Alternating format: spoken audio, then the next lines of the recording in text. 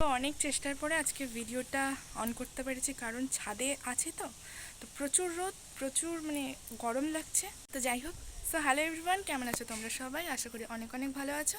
সমস্ত কিছু নিয়েই আজকে ভিডিওটা শুরু। আজকের যেহেতু বৃহস্পতিবার, স্নান করে চুলটাও ধুয়েছি, কারণ আমি প্রত্যেকবার চুল ধুই না।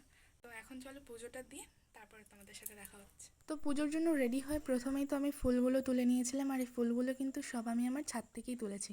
ছাদ বাগানে আমি অনেক ফুল গাছ লাগিয়েছি, তো সেখান থেকেই আমি ফুল সংগ্রহ করেছি। আর কিছু ফুল যেগুলো আমার ছিল না, সেগুলো আমি পুকুর পাড় থেকে এনেছি, আর যেগুলো মা লাগিয়েছিল। তো বেশি ফুল পেলে ঠাকুরঘরটা সাজাতেও খুবই ভালো লাগে। তো যাই হোক, মোটামুটি যত ফুলই পেয়েছিলাম আমি সবটাই ঠাকুর ঘরে সাজিয়ে দিয়েছি। আর আজকে যেহেতু বৃহস্পতিবার, অনেক ফল টল দিয়ে পুজো দেওয়া উচিত, কিন্তু আমার কাছে তেমন তো কোনো ফল বা চিড়ে কিছু ছিল না। যেটা ছিল ওটা দিয়েই আজকে ঠাকুরের ভোগ ধরিয়েছি। তো আমার তো পুজো দেওয়া শেষ হলো, আর এই হলো আমার ঠাকুর ঘর। চলো বাইরে থেকে দেখাই। এইটা আমার ঠাকুর ঘর, আর ওইটাতে বিকেল হলে এসে বসি। ঠান্ডা ঠান্ডা হাওয়া থাকে তো ছাদে।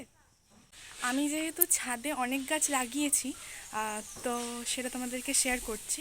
তো যেহেতু এরকম কোনো দিন ব্লগে তো আমি শেয়ার করিনি, টুকটাক ছোটো ছোটো যে শর্ট ভিডিও সেগুলোতে আমি ছেড়েছি, তো তোমাদেরকে দেখাচ্ছি।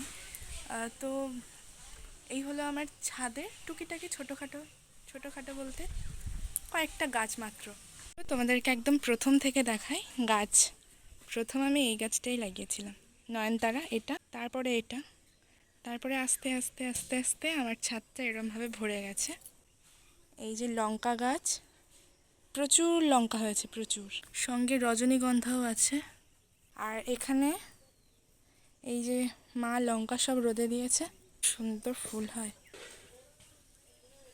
আর ওই যে গাছ, এই যে তুলসী মঞ্চ, ওর ওপরে এই যে কুমড়ো গাছ তুলেছে, টাইম ফুল। এই যে এখানে সব আচার, এই গাছটাতে ধুত্র ফুল। 1 মাস মতো আগে এই ড্রাগন গাছটাকে ভালো করে সুন্দর করে এরকম করে সাজিয়ে দিয়েছি। তো ছাদের ওপরে কিভাবে পেঁপে গাছগুলো এত এত লম্বা হয়েছে। এই যে পেঁপে গাছ, এটাতে কিন্তু ফলও ধরেছে, দেখো। এই যে একটা পুঁই গাছ। এখন তো প্রচুর রোদ, সেই জন্য ঠিকঠাকভাবে গাছগুলোকে দেখাতে পারছি না। আমার ছাদে কি কি গাছ আছে না আছে সব কিছুটা তোমাদের পরের কোনো একটা ব্লগে দেখাবো। তো এখন বৃষ্টি শুরু হয়ে গেছে, আর ছাদের লঙ্কা টঙ্কা সব মেলা আছে। তো ছাদে ছিলাম, তো বৃষ্টি চলে এলো, তাই সব কিছু গুছিয়ে নিয়েছে মা, লঙ্কাটা। এবার আমি এই আচারগুলো ঠাকুরের ঘরে রেখে দিই, পরে আবার যখন রোদ হবে তখন বের করে দিই। অতিরিক্ত গরমের মাঝে যখন বৃষ্টিটা আসে যে কি ভালো লাগে কি বলবো। আর তার সাথে দেখো পুরো মেঘলা ওয়েদার হয়ে গেছে, পুরো মেঘলা হয়ে গেছে, বৃষ্টি পড়ছে। পুজো দেওয়া যেহেতু হয়ে গেছে, তারপরের কাজ হচ্ছে আমার খাওয়া। এই বালতিতে করে আমার সমস্ত খাবার রাখি। মা আমাকে যখন ছাড়তে এসেছিলো তখন বিস্কুট, ম্যাগি, তারপরে এইটাও দিয়ে গেছিলো। এবার বিস্কুট টিস্কুট সব শেষ, তার জন্য এটা এখন খাবো। বৃষ্টি হচ্ছিলো বলে নিচে এসছি, আর নিচে এসে পাখাটা চালিয়েছি, তো এবার রোদ উঠেছে বাইরে, তা উঠেছে দেখো। যেদিন বাড়িতে ভাত রান্না হয় সকাল সকাল, তখন আমার খাওয়ার কোনো ঝামেলা থাকে না। যদি টমেটো থাকে তাহলে তো মুড়ি টুড়ি খেয়ে নিই, কিন্তু আজকে ভাতও হয়নি, টমেটোও নেই, পান্তা আছে, আবার আলু নেই, ভালো লাগে না। ফ্যানটা চালানো ছিল, তো এবার তার হাওয়ার টানে হয়তো কোনো পোকা টোকা এসে গলাতে কামড়ে দিয়েছে, জায়গাটাতে ফুলে যাচ্ছিলো আর জ্বালা জ্বালাও করছিলো।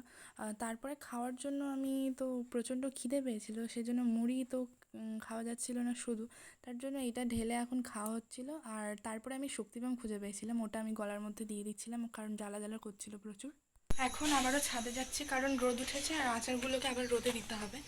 তো অনেক দিন থেকে বন্ধ ছিল রোদে দেওয়া, সেই জন্য আবার ছাদে চলে এসেছি। আর রোদটা দেখো ছাদে, শুধু প্রচুর রোদ। আজকের ওয়েদারটা খুবই খারাপ, কারণ একবার মেঘলা হচ্ছে, আবার বৃষ্টিও পড়ে যাচ্ছে, তারপরে আবার রোদ উঠছিল। তার জন্য আমি আচারগুলোকে 3-4বার মতো রোদে দিয়েছি, আবার বের করেছি।